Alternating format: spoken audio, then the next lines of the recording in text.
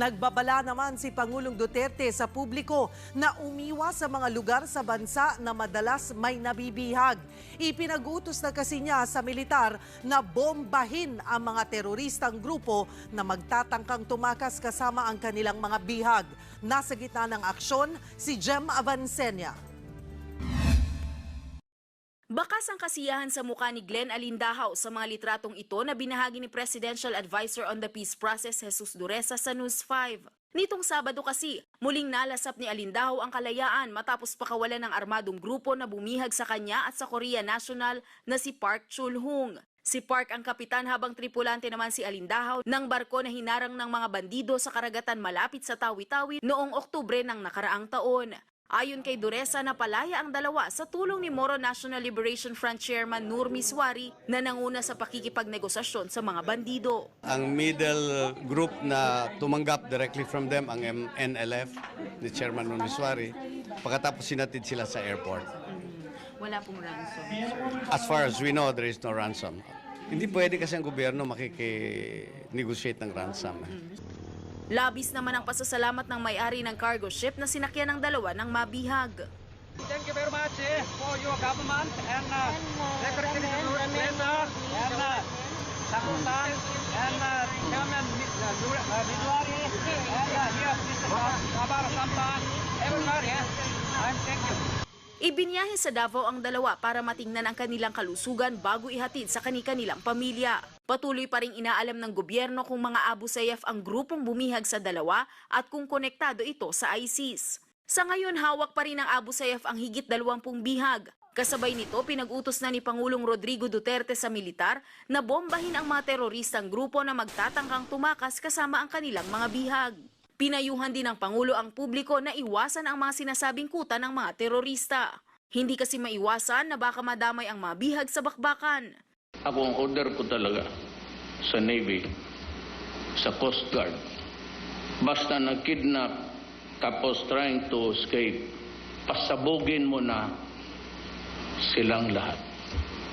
Sabi nila sa hostage ko, sorry, collateral damage. Then if they are blasted every day, that would stop. Or at least places at in a very into a parity. Hindi ka lalamang sa kulukuhan mo, taga-pasabugin kita. Kaya wag kayong magpakidnap, totoo lang. Ito hong utos po ng Pangulong Rodrigo Duterte sa Armed Forces of the Philippines, kapag nakainkwentro nila o ika nga nakaharap itong mga bandidong mga nangingidnap, partikular na itong Abu Sayyaf, kapag nakita nila bombahin na po, ang utos ng Pangulo, bombahin kaagad, wala nang sino-sino, kung hindi talagang upakan. Yan po ang instruction ng Pangulo sa Armed Forces of the Philippines. Ang tanong ng ilan, paano sir kung may kasamang hostage?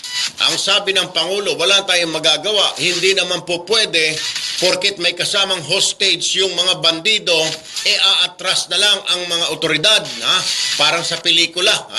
Sasabihin ngayon, hawak-hawak yung hostage. Ibaba mo yung baril mo. Ibababa po ng pulis, ng sundalo yung baril. Dito po sa utos po ng Pangulo noong isang araw, hindi. Kung may baril man yan nakatutok sa hostage, wala tayong magagawa. Upakan, bombahin, durugin. Dahil sawang-sawa na raw po ang Pangulo. Ayan din po kasi ang utos ng pamahalaan ng Malaysia at Indonesia sa kanilang Navy. Kapag nagkasagupa nila ang mga bandidong Abu Sayyaf, kahit may kasamang hostage, upakan. Ayan po ang ibinigay na instruction ng Pangulo sa AFP. Kapag nakasalubong ng AFP ang mga bandido, kahit may kasamang mga hostage, alam magagawa. Ang tawag po ng Pangulo rito ay collateral damage. Sabi ng Pangulo, hindi naman po pwedeng aatras sa mga sundalo nito porket may mga bihag sila.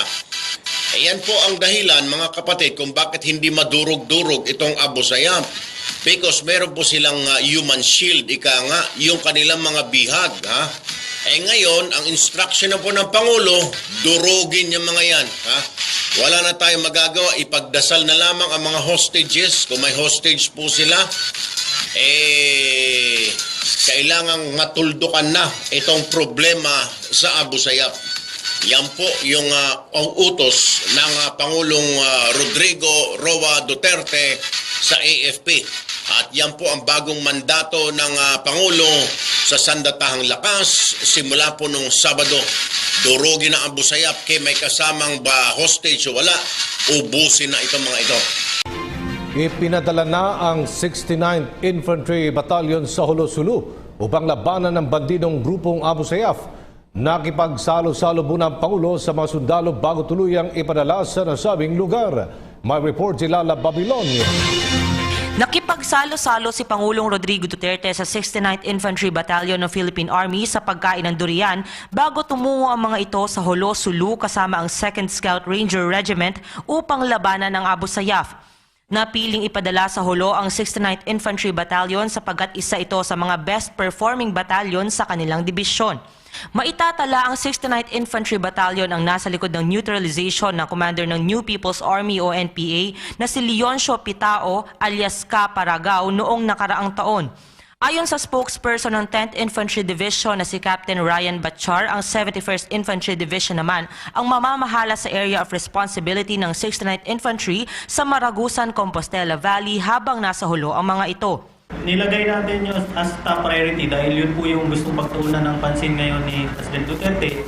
And sabi niya nga po, no negotiations with the Abu Sayyaf. Samantala, sa kanyang naganap na press conference na pag-alaman ni Pangulong Rodrigo Duterte ang pagkamatay ni Patrick Almodovar, ang 18 taong gulang na hostage ng Abu Sayyaf Group na napugutan na naman ng ulo. Giit ng Pangulo ang mga ganitong pangyayari ang nag-udyok sa kanyang atasan ang militar na magpadala ng karagdagang sundalo sa Holo-Sulu. That's why I'm sending the troops there and tell them to destroy my orders to the police and to the armed forces against all enemies of the state. Seek them out in their lairs, whatever, and destroy them. Ang mga droga, destroy them. Ang mga Abu Sayyaf, destroy them.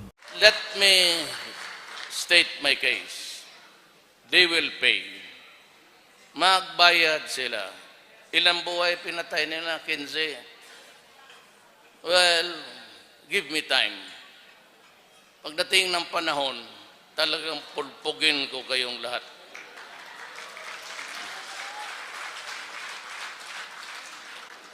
You watch me.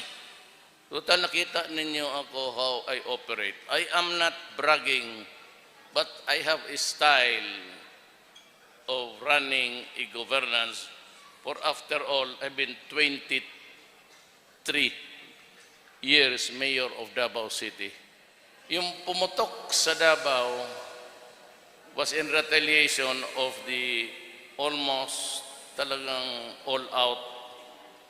Alam mo kasi, kung hindi ko gawin yan, we are being slapped every day. Almost. Mag-hostage sila ng mga turista or kidnap people, then asking for money. At pag hindi nakaibigay o nakabigay na at ipasa nila doon sa ibang grupo, dadagdagan, ipinapatay nila sa harap ng mundo. As a country, a sovereign state, I cannot simply allow that. I share the grief for those who died, but mga collateral na lang yun, ganti. But that will not stop us, because I cannot go to them and say, please stop, and I am on a bended knee, nakaluhod ako. I carry the burden of a country, a sovereign state. And at all cost, I must uphold the dignity and the integrity of our country. Samantala, idineklara ni Pangulong Rodrigo Duterte ang all-out war laban sa bandidong Abu Sayyaf Group dahil sa pinakahuling insidente ng umano'y pamumugot ng bandidong grupo. Narito ang hataw na balita ni Janice Inhente.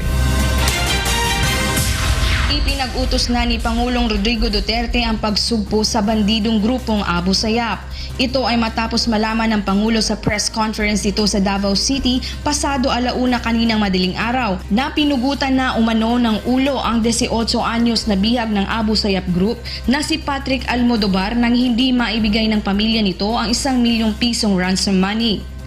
My orders to the police and to the armed forces against all enemies of the state. Seek them out and destroy them. Ang mga droga, destroy them. Ang mga Abu Sayyaf, destroy them. Period. Natagpuan umano sa sulo ang ulo ng biktima na nakabalot sa isang plastic bag matapos itong iwanan ng 3 lalaking nakasakay sa motorsiklo. 16 ng Hulyo nang dukutin si Patrick sa Hulo-Sulo. Ayon sa Pangulo, mas mahigpit ang magiging kampanya kontra Abu Sayyaf kumpara sa mga nakaraang administrasyon. Said I'll be harsh. That might just a campaign. Go out and destroy them.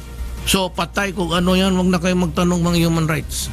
Kahapon ng umaga, dineploy na sa Western Mindanao Command ang 69th Infantry Battalion na katumbas ng mahigit 400 sundalo. To the order of our Commander-in-Chief, President Rodrigo Duterte, to crush down the Abu Sayyaf Group in the area of Western Mindanao Command. So we sent 69th Infantry Battalion today doon sa Tog 11, yung first tranche of the troops that were already sent via C-130 plane. Ngayong araw naman, ide-deploy ang 2nd Scout Ranger Battalion sa Western Mindanao Command.